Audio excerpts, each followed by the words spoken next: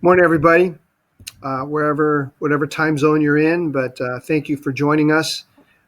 This is a critical moment for charter schools throughout the country, and we're excited that you are joining the independent public schools that are coming together in this new era to see how we can better serve our kids and their families.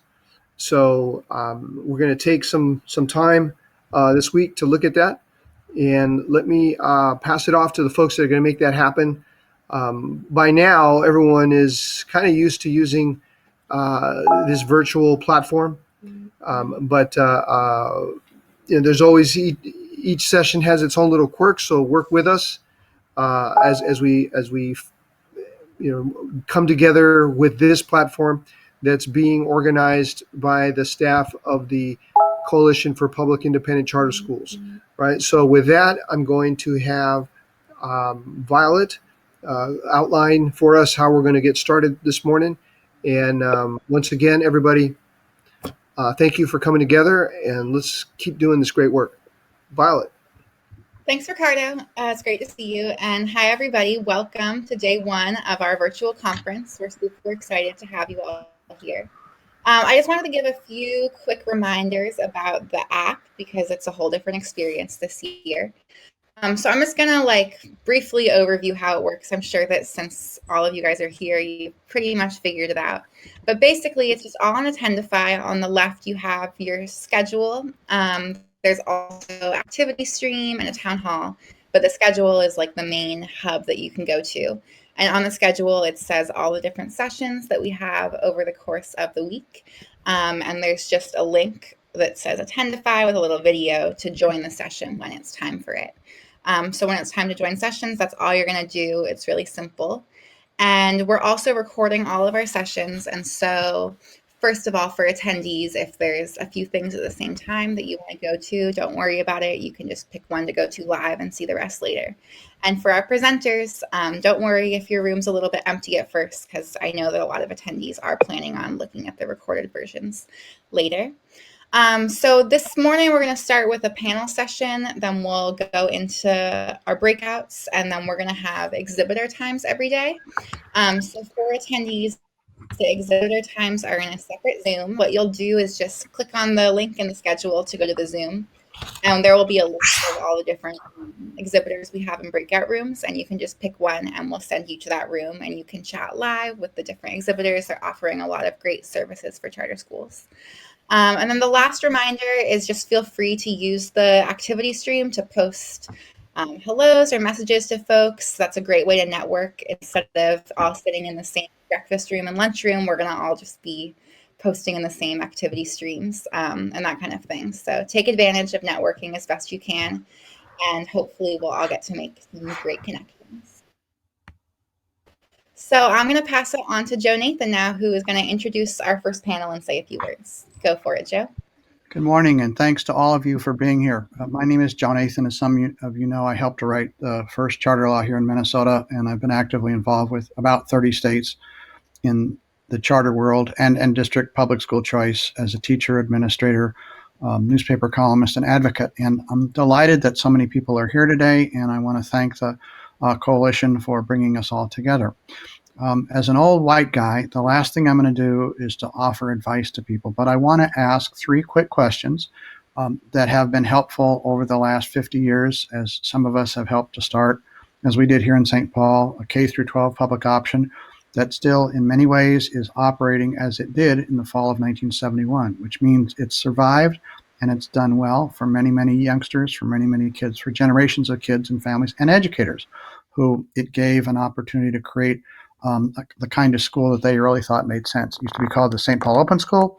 Now it's called Open World. And one of the reasons that it survived is we asked these questions that I'm going to ask in just a minute. And the same is true for the charter law.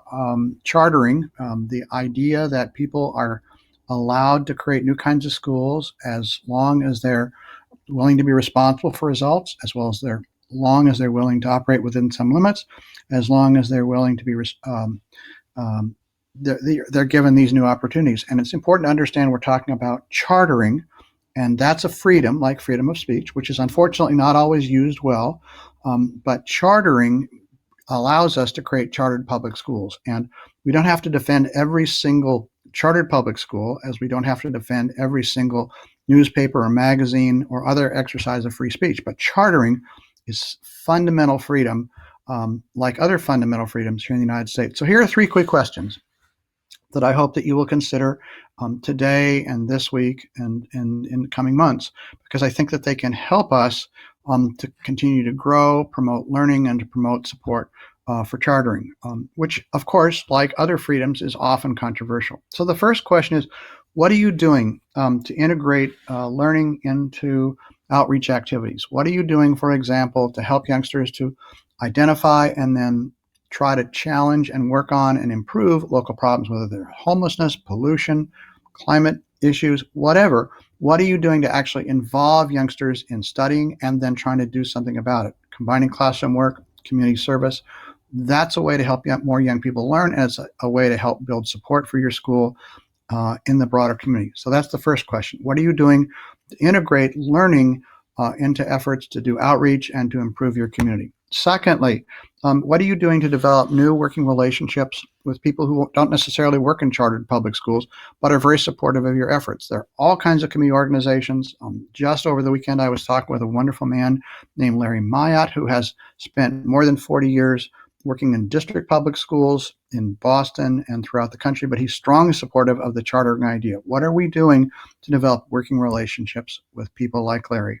And third, given the state of the election, without getting into who I voted for, although it's probably pretty obvious, and who you voted for, it's clear that there are massive numbers of people who don't really understand each other in this country. So that leads to my third and final question. What are you doing, whether you're in a rural, urban, suburban area, what are you doing to help your youngsters, particularly at this time of pandemic when we are so involved with these technologies? What are you doing to help your youngsters make connections with other youngsters in different communities? The more I think that the kids can talk with and listen to and learn from each other, the more we're going to be better off, not only as a school and as students, but as a country. So those are 3 questions that I hope you'll consider. I want to now introduce you to a gentleman that I've had the opportunity to learn from over the last 5 years, a remarkable leader from Los Angeles who has not only started a school and run a school, but been able to convince the State Board of Education in California to continue the school because of its outstanding work.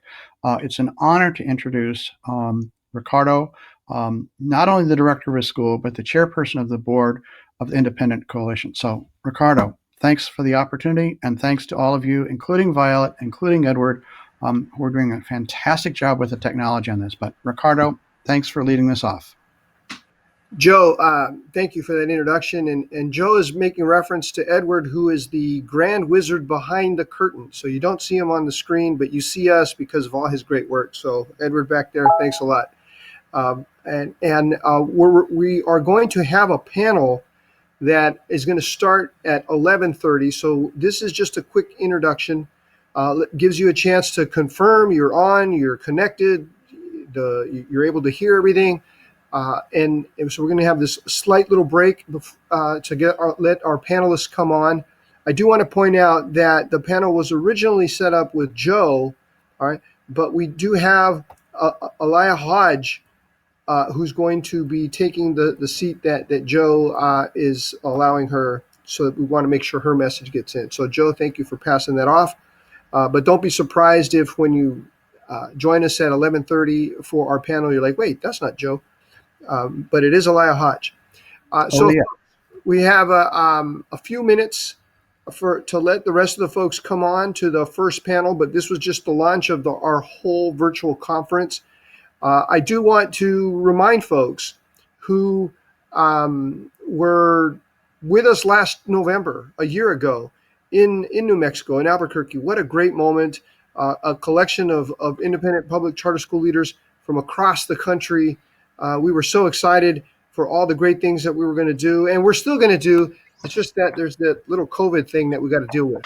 So charter folks, I've in the 20 years I've been in education, I've always found them to definitely be factful and straightforward in identifying what the challenges are, but never shrinking down from them and going forward. And I think this COVID moment definitely exemplifies that. that our schools are the ones that are trying to figure out how we can adapt to the situation. We're not waiting for the rest of the folks to catch up, but we're excited that I think despite this massive spike that's coming, we're ready to support our families to get through this and to go forward. So for those of you that were with us last year, welcome back. If you're new to CPICS, thanks for joining us even with this virtual moment. And we have some great panelists planned for you, great sessions. And do visit our sponsors, our booths, and learn about the services and wares that these folks have for you. They've been put together with a very thoughtful, in terms of the right context right now from our staff, and we encourage you to visit them. Okay, so we have a few minutes for folks to take care of what you got to take care of. Make sure you send off that last email that you were trying to get off this morning, and we're going to start promptly at 11:30 with the panel to talk about what's next for public independent charter schools.